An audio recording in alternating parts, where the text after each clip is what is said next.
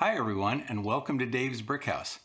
Today's video is the second in my Giant MOCs series, and we'll be taking a look at this Jurassic Park Ranger Station.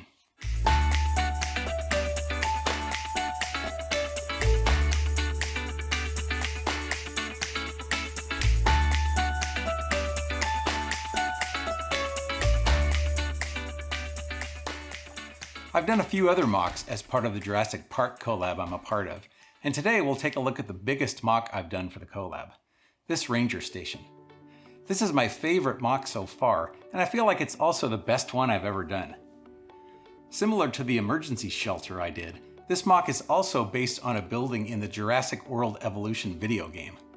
Once again, my good friend Rob Willing was immensely helpful on this MOC, as he got me lots of reference screenshots from the game that I used extensively during the design process. I spent quite a bit longer doing the design for this MOC than is typical for me, and it was a multi-part process. There was the main building, and then there were the two modules that sit on top of the building. The entire thing was designed using Bricklink Studio, and more so than any of my other MOCs, this one made very extensive use of submodels. This definitely qualifies as a giant MOC. There are nearly 7,000 pieces, not counting the foliage. That includes over 2,000 tiles of various sizes and 1,300 1x2 light bluish gray fluted bricks. I used the fluted bricks for most of the walls. They don't overlap each other, so I have to be careful not to push in on them, but they're strong enough and they gave me the look I was going for. So let's take a tour of the MOC. We'll start at the front and work our way around the building. One of the first things we come to are these large garage doors. Over these, you'll notice that there are a couple of light fixtures. This fixture is used in various places all around the building. As we continue around, we come to these pipes. I had a lot of fun figuring out how to do these. In the end, it involved the use of Technic pin connectors, elbow pieces, and this technique to secure it to the wall. Next up is this propane tank.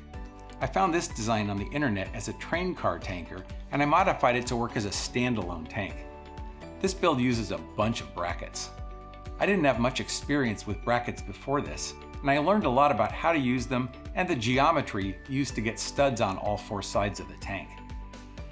While we're here, notice that there are periodic columns between the wall sections that stick out just a bit from the surface. These are done using snot bricks. But to make it easier to get the correct geometry for attaching the tiles, I used these 1x1 by 1 2/3 snot bricks. For the corner columns, I had to rotate every other brick by 90 degrees in order to get studs to attach tiles for both sides of the corner.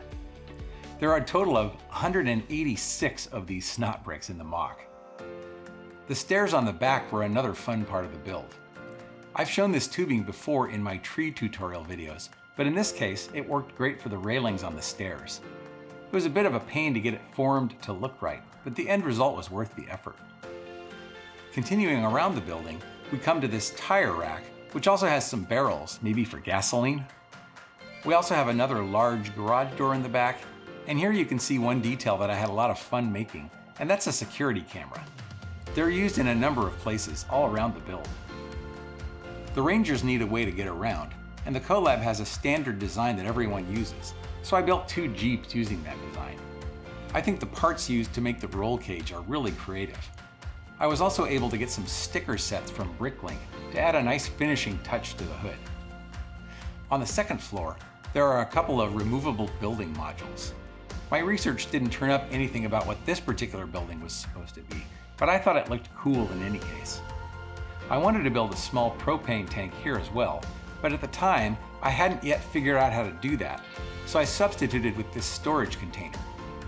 Now that I know how to do the propane tank, I could have built another one for here, but I decided I liked the look of the storage container, so I kept it. The other module is this shooting range. It includes a couple of targets, a bench to stand behind, some random storage containers, and an armory building. The armory includes another light fixture and security camera, a keypad for the door, and some HVAC related things on the top and the back. And finally, we come to my favorite part of the build by far, the observation tower. In designing this, I got to use some parts I'd never used before, including these girder pieces, and these faceted bricks. I really enjoyed all the details that are a part of the tower, like the ladder inside the base, the windows around the observation area, and the various antennas on the roof. At the base of the tower is this array of solar panels. And of course, no Jurassic Park would be complete without a lot of foliage, and this one certainly meets the requirement. I added a number of trees using the techniques I discussed in my tree tutorial video, along with lots of ground foliage of all kinds. So that's a look at my Jurassic Park Ranger Station. If you enjoyed this video, please give it a thumbs up. If you'd like to see more videos from me in the future, consider subscribing to the channel and clicking on the bell icon to get notifications of new videos. Thanks for watching, and go build something that makes you smile.